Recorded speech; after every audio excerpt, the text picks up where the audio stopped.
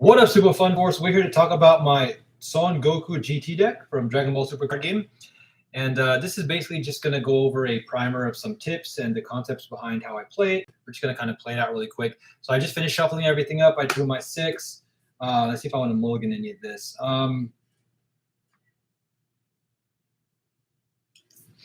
Actually, I'm actually going to keep this. So let's take the top 8 for my life here. All right, 1, 2, 3, 4, 5, 6, 7, 8. All right, I'm going to put them kind of in a backwards order, but that way you guys can see and be reminded of my leaders here. I'll play my energy this way. All right, so basically this starts in play with 1 counter on it, of course, and I'll just take you through, just a few turns to show you guys how things are going to go. So basically, let's just say I go first. To me, it's, usually a good advantage, but this deck could still do pretty good even if it goes second for sure. Okay, so what I'm going to do, let's see here. I have a really powerful opening hand with some of my deck tech. Just give you guys a glance here, but I'll explain as I play along. I'm going to put down this Trunks here, the blocker one, because what I'm going to do is I will use this for energy, and I will play. Now, this depends on, let's say, my opponent playing a certain leader. In most cases, I would just go straight up into the Trunks Adventures Advent. Now, this is a little tricky because this is really the only 1-drop that I have, apparently. But we'll just see what happens here where I draw 1. And if, let's say, my opponent is playing Cell, this is unfortunate because I'm going to want to keep this on the board, but they're going to get to destroy it on their turn. But we'll see if we can mitigate that, because what I'll do is I will, I can even be a little bit cheeky. I mean, if my opponent is playing Cell, then I would definitely place it under here. Okay, so that's going to obviously change the whole outlook of this game. But let's just say that my opponent is not playing Cell and generally doesn't get rid of something like this on turn 1. So in that case, what I'm also going to do is I'm going to activate the Vessel of Hope power. I'm going to put 1 under here. So it's only going to gain 1 marker since there's only 1 underneath it. And I get to draw. All right, see? And then at this point, I would pass the turn. Now, what's nice here is if they do try to attack my Vessel, since I only have 2 counters on it, or even my Trunks, I do have a Yamcha, right? So Yamcha requires at least 2 counters on a unison for a free play, so that's already active. Let's just say on my turn, I took 1 damage. Sometimes the opponent might not want to give me extra cards, or they might challenge me with a critical. But let's just say on average, I get 1 extra card. So this is Goku. That's pretty nice. Draw 1. So, it's actually pretty good. I just drew another Trunks. So let's also say, for the sake of things, this will be interesting. I'll go back a little bit of a turn here. But let's just say worst case scenario, my opponent was playing Cell. In that case, I would have actually put this underneath.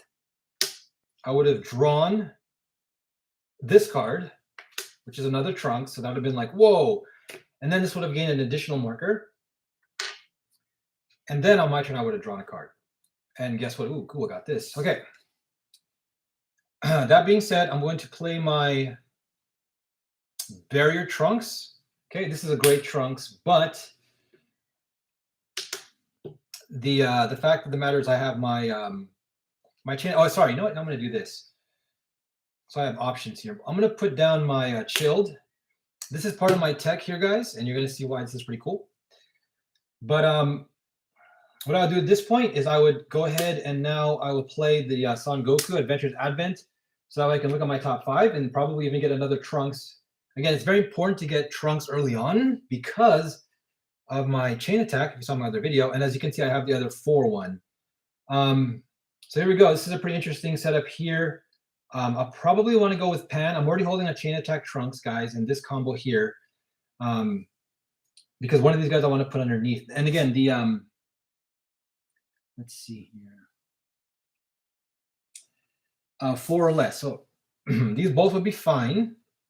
Now, usually this Son Goku, I would rather prefer this for a late game. If the game goes on longer, this is your recursion. So in this case, I would take the Pan. And then what I would do is I would already get ready to activate this. Okay. So what I would do here, be a really good turn here. I could even, let's say, start up an attack here with this Goku, maybe pressure their leader, hit a unison or something. But then, of course, I would put this underneath here when the auto triggers to draw 2. And also, it says here, when this card attacks, draw 2 cards. Yeah, so you don't get the marker, obviously. But then, cool thing is, I might as well at this point also activate the spaceship Vessel of Hope. So I'll put this underneath, and it gets up to a maximum of 3 counters, 1 for each card underneath. So there's already 4 at this point. So every time you activate this, you're going to get 3 counters for the most part. So this will go up to 6. You know, again, if they're not attacking it or doing anything to it. And then, based on what I drew here too, I'd also continue setting up for the next turn. So what I'll do is I'll place this underneath, and then when you put this underneath, you can get a or actually, let's see. So unfortunately, right now I don't have a Goku to evolve over this. So before I do that, though, I'm going to use my other energy, and I'll play one more Adventures Advent because I actually, lo and behold, might get another Goku. I could have gotten the other one, like I said, but that one is for late game more so. I'd rather have the this one. There you go. So out of my 5, I'm going to take this one. Now, unfortunately, I won't be able to play it this turn. But again, depending on what my opponent is playing, I would rather try to keep both of these out at this point. You know, if this is low on counters, then maybe I'll put one underneath and risk that, because if they get removed, this is obviously never a useless card. You can always charge it, or might as well just put it underneath and use it that way. So another thing with this deck is I'm not too worried about playing, you know, close to 55, 58 cards in this deck, believe it or not. Coming from Magic the Gathering, you know, solid 60 cards, 4 of a card is consistent enough. And guess what?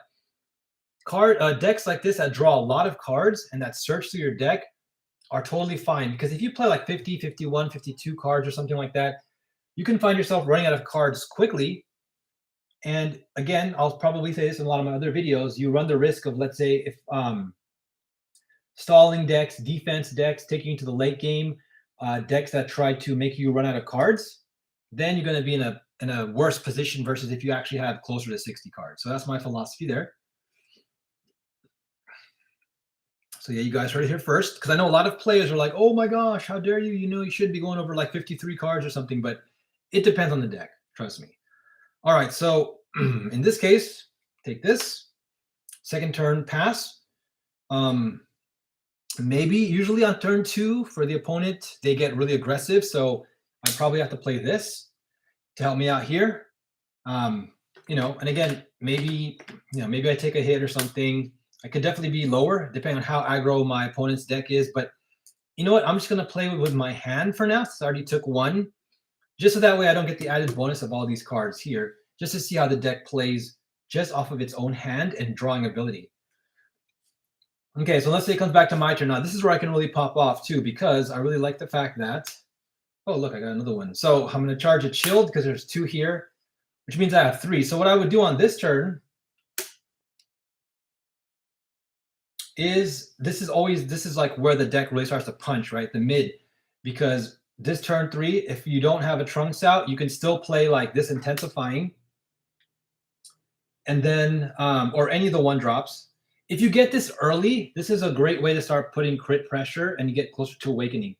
But in this case, I didn't get it early, so I'm getting it now. And again, depending on if I want to protect it or not, as long as it doesn't get counterplayed here, then I can continue on, and then I can evolve into my Chain Attack Trunks, and then my Spice is I'll come out with the Chilled 1500 or 15,000, and now it has critical. So with this, I can obviously attack their leader, or I can take out something with like Barrier or something that they're trying to keep up, or maybe weaken their unison, and then I'll definitely pressure their leader with this crit right here. And this could also be fantastic if, you know, late game, or not late game, but like you have a turn where you can even maybe, you know, double strike this. But just having 1 crit for free, getting this additional attack, as we all know, free playing in Dragon Ball is super powerful. So that's why I really like to take advantage of the Chain Attack Trunks in this deck, because this is like huge. This is a huge shift if you can pull this off on turn 3, maybe even turn 2 if you can drop this. And again, your opponent doesn't remove it. If you know how their deck usually operates, then on turn 2 you get this, and now all of a sudden they're facing down a 20,000 and a 15,000 critical. All right, so with that being said, that'll be the main push for this turn. You know, again, the option is if this gets stopped or something. As you can see, I do have this. So in this case, I could probably just leave these out for combo power, or once again, maybe just put it underneath. And then, you know, grab a marker. So say this goes up to like 7. Then attack. You know, this could awaken, but I would rather hold off, again, depending on the situation. And then I'll actually place my Galactic Explorers underneath here, draw 2 cards. So pretty healthy. Again, I'm holding on to, you know, 4 cards, not bad. And then, again, at this point, you're putting a lot of pressure. You also have Yamcha. You know, this is going in. And at this point, too, if you really wanted to, actually, I would wait because I have the pawn under here, too, right? Yeah, I have 2 pawns under here. All right, and then finally, let's go down to turn number 4. Let's, you know, pretend all this is still out here. And basically, oh, nice. Okay.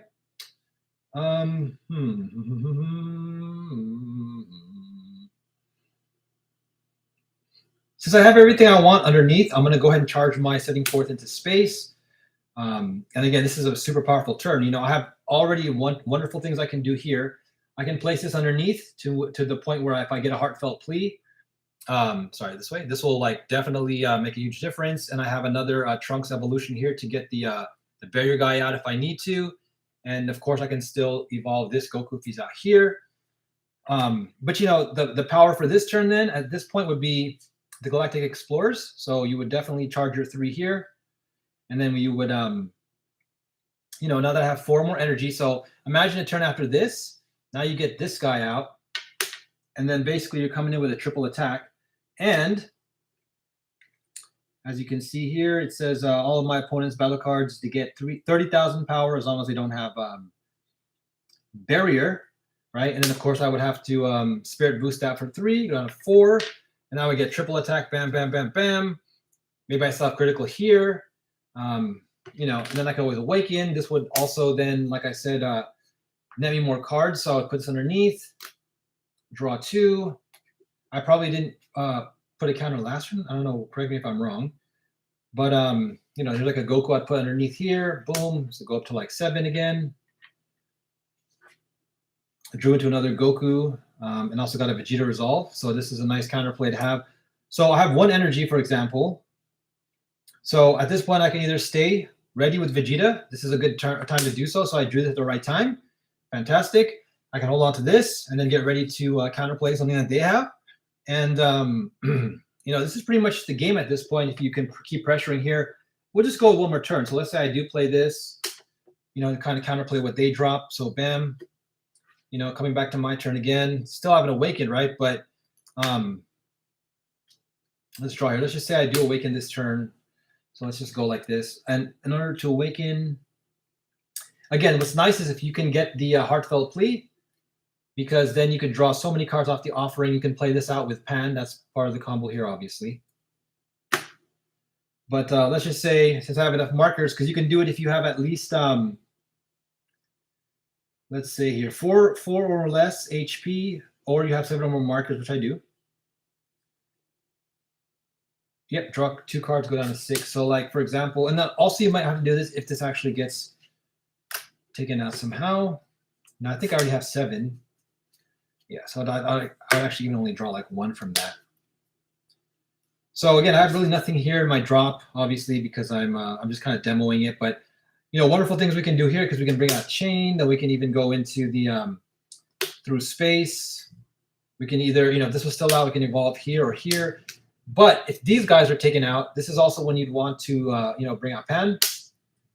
Pan will come out, and basically what you're going to do is you're going to Spirit Boost 1 to bring her out, and then you would then pay 2 energies to bring out a Goku and a Trunks at 15,000 or less, right? Or is it just 15,000 exactly? Just to make sure. Yep, 15,000 power or less. I asked that just to make sure because obviously everything is pretty much 15,000. Although you could bring out like a chain attack or, you know, anything that's more than 20 or more than 15, sorry.